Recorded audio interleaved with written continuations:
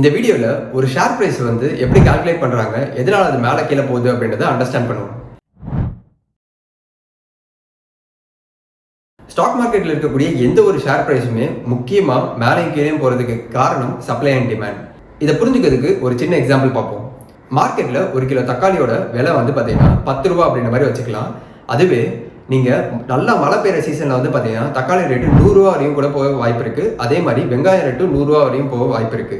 So supply அதிகமாக இருக்கிற டைமில், அதாவது சம்மர் சீசனோ இல்லைனா அதாவது ஏப்ரல்லேருந்து ஆகஸ்ட் வரையும் பார்த்தீங்கன்னா இந்த தக்காளியோட சப்ளை அதிகமாக இருக்கிறதுனால இதுக்கு டிமாண்ட் ரொம்ப கம்மியாக வந்து இருக்கு. இந்த தக்காளியோட உற்பத்தி ரொம்ப அதிகமாக இருக்கிறதுனால இதோட விலை வந்து ரொம்ப கம்மியாக இருக்கு. இதுவே மழை பெய்யுற சீசன், அதாவது ரெய்னி சீசனில் வந்து பார்த்தீங்க அப்படின்னா தக்காளி டிமாண்ட் ரொம்ப அதிகமாக இருக்கு. அதாவது சப்ளை ரொம்ப கம்மியாக இருக்கு, டிமாண்ட் அதிகமாக இருக்கு. அதனால தக்காளியோட 1 கிலோ ரேட் வந்து பார்த்தீங்க அப்படின்னா 10 ரூபாயிலிருந்து சடனாக வந்து 1000% இன்க்ரீஸ் ஆகிட்டு 100 ரூபா ஒரு கேஜி வரையும் போகுது. இந்த இடத்துல நம்ம புரிஞ்சிக்க வேண்டிய ஒரு விஷயம் அப்படின்னு பார்த்தீங்கன்னா, எப்படி வந்து வெஜிடபிளோட ப்ரைஸ்லாம் வந்து டிமாண்ட் அண்ட் சப்ளை பொறுத்து இன்க்ரீஸ் ஆகுதோ அதே மாதிரி தான் ஒரு ஸ்டாக்கோட ப்ரைஸும் டிமாண்ட் அண்ட் சப்ளை பொறுத்து இன்க்ரீஸ் ஆகும். ஒரு ஸ்டாக்கு யாருமே விற்க விருப்பமே படலை, ஆனால் இன்னொரு பக்கம் பார்த்தீங்கன்னா வாங்குறதுக்கு நிறைய பேர் ரெடியாக இருக்காங்கன்னா அந்த ஸ்டாக் வந்து அப்பர் சர்க்யூட் அடிச்சுட்டு மேலே வந்து 5% இல்லை அப்படின்னா 10% அளவுக்கு 20% அளவுக்கு மேலே போயிட்டே இருக்கிறதுக்கு வாய்ப்பு இருக்கு. அதே டைம்ல அந்த ஸ்டாக்குக்கு வந்து பார்த்தீங்கன்னா டிமாண்டே இல்லை, சப்ளை அதிகமாக இருக்கு, நிறைய பேர் விற்கிறாங்க. இன்னொரு பக்கம் பார்த்தீங்கன்னா யாருமே வாங்குறதுக்கு இல்லை அப்படின்னா அந்த ஸ்டாக் வந்து அப்படியே குறைஞ்சிக்கிட்டே வந்து வரும். ஸோ இந்த ஒரு பேசிக் அல்காரிதம்ல தான் ஸ்டாக் மார்க்கெட் ஃபுல்லாகவே வந்து இயங்குது அப்படின்றத புரிஞ்சுக்கோங்க. அடுத்து இந்த சப்ளை அண்ட் டிமாண்ட் எந்தெந்த ஃபேக்டர்ஸை வச்சு மாறுது அப்படின்றத கிளீனாக அண்டர்ஸ்டாண்ட் பண்ணலாம். First factor company fundamentals.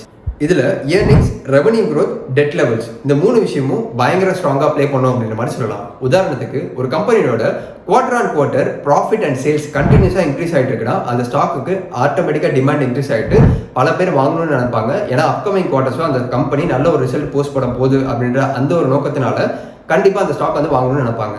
So இந்த இடத்துல சப்ளை ரொம்ப கம்மியாக இருக்கும், டிமாண்ட் இன்க்ரீஸ் ஆகும், இதனால ஸ்டாக் ப்ரைஸ் இன்க்ரீஸ் ஆகிட்டு மேலே போயிட்டே இருக்கும். இன்னொரு பக்கம் ஒரு கம்பெனி வந்து பார்த்தீங்கன்னா கடனே வாங்காமல் இருக்காங்க, திடீர்னு ஒரு 1000 கோடி கடன் வாங்குறாங்க அப்படின்னா பலருக்குமே பயங்கர ஷாக்காக இருக்கும். எதனால இந்த கம்பெனி வாங்குறாங்க, இதுக்கப்புறமா இந்த கம்பெனி ரீபேமெண்ட், அதாவது இன்ட்ரெஸ்ட் கட்டணும், இதை திருப்பி ரீபேமெண்ட் பண்ணணும், இதனாலே இந்த கம்பெனி வந்து கேஷ் ஃப்ளோ வந்து குறைய வாய்ப்பு இருக்குது அப்படின்றத யோசிச்சு பல பேர் வந்து பார்த்தீங்கன்னா அந்த ஸ்டாக்கை செல் ஆஃப் பண்ணுவாங்க. ஸோ மார்க்கெட்டில் சப்ளை அதிகமாகிடும், டிமாண்ட் வந்து கம்மியாகிடும். ஸோ இதனால் அந்த ஸ்டாக் வந்து கீழே விழ ஆரம்பிக்கும். ஸோ ஒரு கம்பெனியில் க்ரோத் இருக்குது அப்படின்னா கண்டிப்பாக அந்த ஸ்டாக் மேலே போயிட்டு இருக்கும். ஒரு கம்பெனியில் டெட் இன்க்ரீஸ் ஆச்சுன்னா அந்த ஸ்டாக்கு கீழே வரும். ஸோ அடிப்படையில் கம்பெனியோட ஃபண்டமெண்டல்ஸ் ஏதாச்சும் சேஞ்ச் வந்ததுன்னா நல்ல சேஞ்சாக இருந்தால் ஸ்டாக் மூவ் ஆகும், கெட்ட சேஞ்சாக இருந்தால் ஸ்டாக் வந்து குறையும். ரெண்டாவது முக்கியமான ஃபேக்டர் மார்க்கெட் சென்டிமெண்ட்ஸ். இந்த மார்க்கெட் சென்டிமெண்ட்ஸ் முக்கியமாக 2 விஷயத்தினால மாறும். நம்பர் 1, கம்பெனியோட கைடன்ஸ். கம்பெனி இப்போ கரண்டாக வந்து பாசிட்டிவ்ல அவங்களோட ப்ராஃபிட்ஸ் வந்து போஸ்ட் பண்ணல, ஆனால் அப்கமிங் குவார்ட்டர்ஸில் நாங்கள் நல்ல பாசிட்டிவ் ரிசல்ட் வந்து போஸ்ட் பண்ணுவோம் அப்படின்ற மாதிரி சொல்கிறாங்கன்னா கண்டிப்பாக அந்த ஸ்டாக் வந்து பார்த்தீங்கன்னா பயங்கர மூவ்மெண்ட் வந்து கொடுக்கும். இதுக்கு உதாரணம் லார்ட்லெஸ் லேப் அப்படின்னு சொல்லக்கூடிய அந்த ஃபார்மா கம்பெனி பார்த்தீங்கன்னா பெரிய லெவலில் வந்து ப்ராஃபிட் வந்து கொடுக்கல, ஆனால் இப்போ கரண்டாக வந்து பார்த்தீங்கன்னா ஃபினான்ஷியல் இயர் 2025 நல்ல ஒரு ரிசல்ட் போட போகிறாங்க அப்படின்றத ரெவன்யூ கைடன்ஸாக வந்து கொடுத்துருந்தாங்க. இதனால அந்த ஸ்டாக் ப்ரைஸ் ஆல் டைம் லோவில் இருந்து இப்போ ஆல்மோஸ்ட் 50% அபவ் வந்து போயிருக்குன்ற மாதிரி சொல்லலாம். அடுத்து பார்த்தீங்கன்னா இண்டஸ்ட்ரி ரிலேட்டடான நியூஸஸ். உதாரணத்துக்கு யூஎஸ்ல பயோசெக்யூர் ஆக்ட் அப்படின்ற மாதிரி ஒரு ஆக்ட் கொண்டு வர போகிறோம் அப்படின்ற மாதிரி சொல்லியிருந்தாங்க. இதனால சைனா கிட்ட நாங்கள் வந்து ஃபார்மா ரிலேட்டடான ப்ராடக்ட்ஸ் வாங்க போகிறது இல்லை, இந்தியாவை நோக்கி வர போகிறோம் அப்படின்ற மாதிரி சொல்லியிருந்தாங்க. இதனால எல்லா ஃபார்மா ஸ்டாக்கும் வந்து பார்த்தீங்கன்னா ஒரு 3 மாசத்துல பயங்கரமான ரேலி கொடுத்துருக்கு, 100 to 200% அளவுக்கு ரிட்டர்ன் கொடுத்துருக்கு அப்படின்ற மாதிரி சொல்லலாம். ஸோ ஜஸ்ட் யூஎஸ்ல நடந்த ஒரு பாலிசி சேஞ்சால இந்தியாவில் இருக்கக்கூடிய கம்பெனியை எப்படி வந்து நியூஸ் ரிலேட்டடாக மட்டும் இம்பாக்ட் பண்ணிட்டு இவ்வளோ பெரிய ரிட்டர்ன் கொடுத்தது அப்படின்றதுக்கு இது ஒரு பெரிய எக்ஸாம்பிள். அடுத்தது எக்கனாமிக் ஃபேக்டர்ஸ். உதாரணத்துக்கு இன்ஃப்ளேஷன் அப்படின்ற ஒரு விஷயத்தை எடுத்துப்போம். யூஎஸ்ல எப்பெல்லாம் வந்து இன்ஃப்ளேஷன் அதிகமாகுதோ அவங்களோட ஸ்டாக் மார்க்கெட்டும் கீழே விழும், அதனால இந்தியாவோட ஸ்டாக் மார்க்கெட்டும் கீழே விழும். ஏன் வந்து இந்தியாவோட ஸ்டாக் மார்க்கெட் கீழே விழுது அப்படின்னு பார்த்தீங்கன்னா, யூஎஸ்ல இன்ஃப்ளேஷன் அதிகமாச்சுன்னா அவங்க ப்ராடக்ட்ஸ் வாங்குறதை குறைப்பாங்க, அங்கே இன்ட்ரெஸ்ட் ரேட் அதிகமாகும், அதனால கண்டிப்பாக அவங்களோட டிமாண்ட் வந்து பார்த்தீங்க அப்படின்னா ரொம்ப ரொம்ப கம்மியாக இருக்கும். அதாவது இந்தியாவிலேருந்து அங்கே செல் பண்ணக்கூடிய ப்ராடக்ட்ஸ் தான் வந்து ரொம்ப கம்மியான டிமாண்ட் இருக்கும். அதனால இந்தியன் ஷேர் மார்க்கெட்டில் லிஸ்டாக இருக்கக்கூடிய பிஸ்னஸ் எல்லாமே வந்து அடி வாங்குறதுக்கு, அதாவது அவங்களோட ரெவன்யூ அண்ட் ப்ராஃபிட் வந்து அடி வாங்கும். ஸோ இன்ஃப்ளேஷன்ற ஒரு விஷயம் எந்த அளவுக்கு பாதிக்குது அப்படின்றத யோசிங்க. ப்ளஸ் வந்து அதர் கண்ட்ரியில் இருக்கிற இன்ஃப்ளேஷன் நம்ம கண்ட்ரி வரையும் பாதிக்க வாய்ப்பு இருக்கு. ஏன்னா நம்ம கண்ட்ரில இருந்து யூஎஸ்க்கு ஆல்மோஸ்ட் ஒரு வருஷத்துக்கு பார்த்தீங்கன்னா பல பில்லியன்ஸ்ல வந்து ட்ரேட் நடந்துட்டு இருக்கு. ரெண்டாவது முக்கியமான எக்கனாமிக் ஃபேக்டர் இன்ட்ரெஸ்ட் ரேட். யூஎஸ்ல இன்ட்ரெஸ்ட் ரேட் வந்து கட் பண்றாங்க அப்படின்னா இந்தியன் ஸ்டாக் மார்க்கெட் மேலே போகும். அதே மாதிரி யூஎஸ்ல இன்ட்ரெஸ்ட் ரேட் வந்து இன்க்ரீஸ் பண்ணாங்கன்னா இந்தியன் ஸ்டாக் மார்க்கெட் வந்து கீழே இருக்கும்.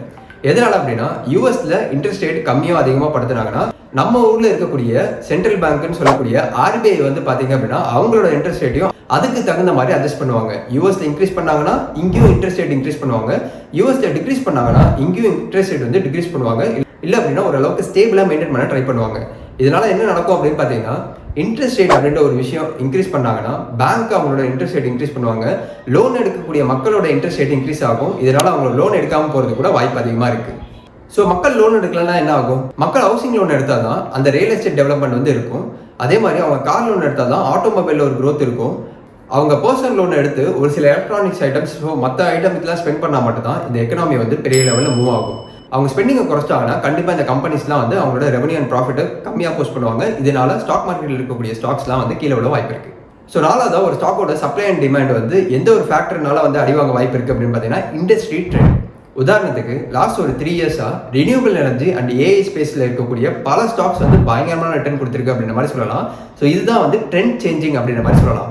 பல நாளாக ரினியூவபிள் எனர்ஜி ஸ்பேஸ்லையும் ஏஐ ஸ்பேஸ்லையும் இருக்கக்கூடிய பல ஸ்டாக்ஸ் வந்து 0 ரிட்டர்ன் இல்லைனா ரிட்டர்ன் மைனஸில் கொடுத்துட்டு இருந்த ஸ்டாக் கூட இப்போ ஆல்மோஸ்ட் வந்து இந்த 3 இயர்ஸில் 300-400% மேலே ரிட்டர்ன் கொடுத்துருக்காங்க. உதாரணத்துக்கு NVIDIA அப்படின்னு சொல்லக்கூடிய அந்த ஸ்டாக்கும் சரி, இல்லை KPI கிரீன் எனர்ஜி அப்படின்னு சொல்லக்கூடிய ஸ்டாக்கும் சரி, இல்லை ஸ்டாக் மார்க்கெட்டில் இருக்கக்கூடிய பல green renewable energy stocks and AI stocks வந்து எடுத்து பாருங்க, உங்களுக்கே தெரியும்.